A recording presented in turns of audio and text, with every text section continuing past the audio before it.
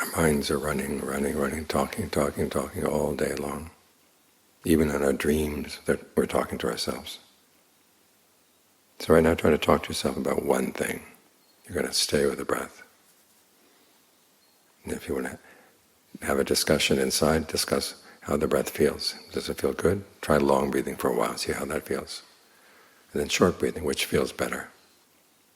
Fast and slow, which feels better? Heavy or light, which feels better? Deep or shallow?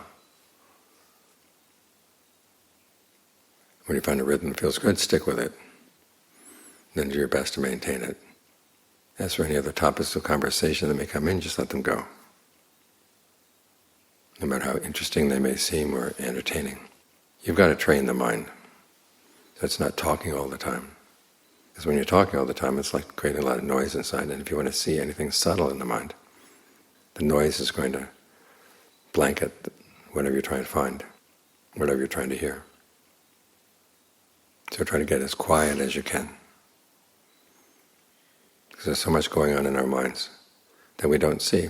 When greed starts, when anger starts, when delusion starts, we're off someplace else. Either that or we're talking about something else. This is what allows these things to grow. And then when they've grown, they've gotten really big, they've put down roots, then they're hard to uproot. You want to be able to see these things when they're still young, when they're still tender. And you can say no to them. So to see things in your own mind, to get to know your own mind, try to be quiet. We think that the more we talk, the more we know about ourselves. But a lot of times, if you want to really know what's going on inside, you've got to get very quiet.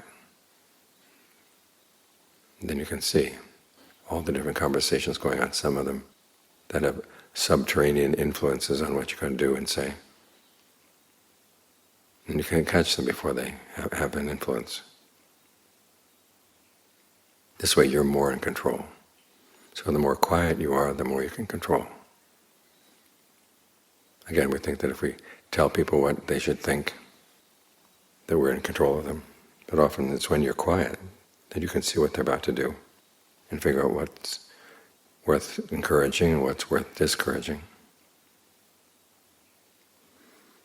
It means you pick up a lot more by being quiet.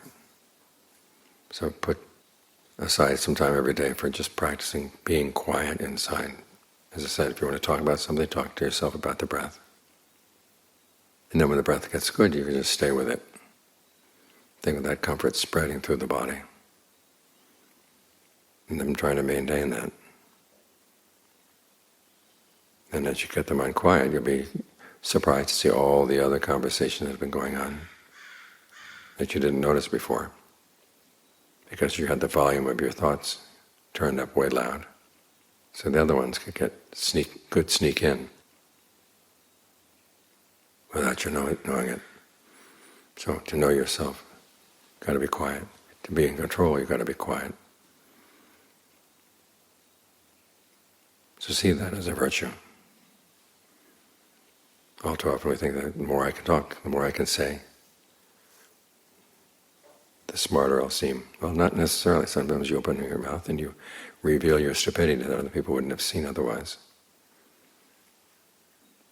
So, see the virtue of being quiet. It's got a lot to offer.